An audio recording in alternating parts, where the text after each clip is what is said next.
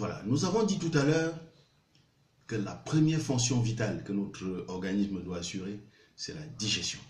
C'est-à-dire, la nourriture que nous absorbons doit être transformée afin que les nutriments essentiels pour la vie soient extraits. Alors, très souvent, les gens disent l'estomac écrase la nourriture. J'espère que vous n'avez jamais vu un moulin dans votre estomac. Non, ça ne se passe pas comme ça. Dans votre estomac, il y a plutôt deux acides qui sont sécrétés. Il se trouve que quand la nourriture entre dans l'estomac, le premier acide qui est sécrété, c'est l'acide chlorhydrique.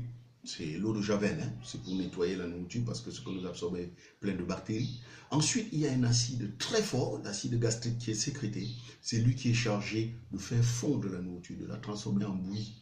Et une fois que la nourriture est transformée en bouillie, alors il y a des éléments qui vont entrer en jeu, comme les enzymes et autres, qui vont permettre d'extraire les éléments essentiels de la nourriture, qui sont les vitamines, les minéraux, les protéines, les lipides et les glucides. Vous comprenez donc tout de suite que le but de la nourriture n'est pas de nous rassasier, mais le but de la nourriture est d'apporter ce qui est essentiel pour la vie. Alors, pour que ce processus de digestion se passe bien, il faut qu'il y ait un certain équilibre dans le tube digestif.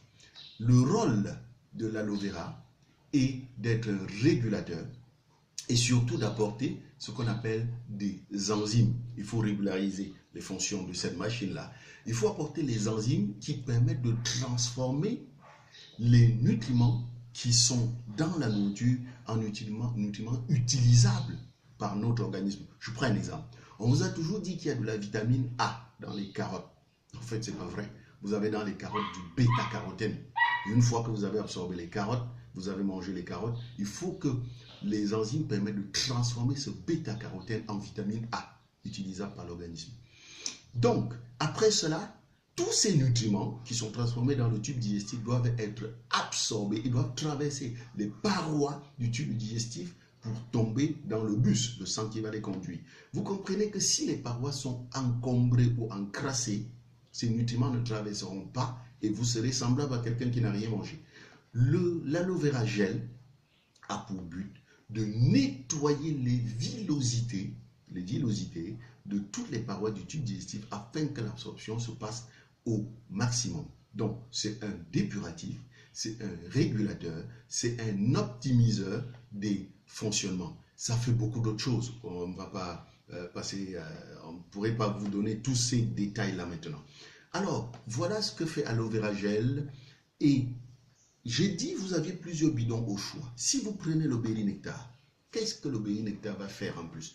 Le berry nectar, c'est l'aloe vera gel dans lequel on a ajouté, en plus du jus de canneberge et du jus de pomme. La canneberge, ce sont des petits fruits rouges acidulés qui poussent en Amérique du Nord, qui ont la particularité d'optimiser les fonctions cardiaques, d'optimiser les fonctions hormonales et surtout de nettoyer et de régulariser les fonctions urinaires. Vous savez, le jus de pomme est diurétique, il permet d'éliminer un peu plus d'eau et avec la vitamine C qui est contenue dans le jus de pomme, c'est une sorte de barrière aux infections pour les voies urinaires. Donc, si vous prenez le berry nectar, ça veut dire qu'en plus des fonctions du bidon jaune, vous voulez vous occuper de votre système cardiovasculaire et de votre système hormonal.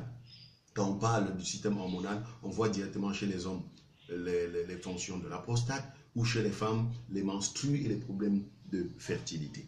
Alors, si vous prenez plutôt aloe beaten peaches, qu'est-ce que vous avez? Vous avez tout ce qu'il y a dans l'aloe vera gel, mais en plus, vous avez du jus de pêche. Vous savez que quand une jeune personne dit « j'ai la pêche », vous comprenez ce que ça veut dire. C'est un fluide européen qui permet de booster et d'optimiser votre énergie. Alors, c'est un stimulateur de glandes en plus. Donc, pour celui qui choisit aloe beaten peaches, ça veut dire qu'en plus des fonctions du bidon jaune, il souhaite avoir plus d'énergie. Donc, vous voyez, c'est pour les convalescents, pour les personnes qui ont un rythme de travail très élevé et pour les personnes qui ont un mauvais fonctionnement des glandes. Alors, si vous choisissez plutôt le Forever Freedom, le Forever Freedom, c'est l'aloe vera gel, c'est-à-dire le bidon jaune, dans lequel on a ajouté 2 sulfates utilisés par le corps humain, le sulfate de chondroïtine et le sulfate de glucosamine.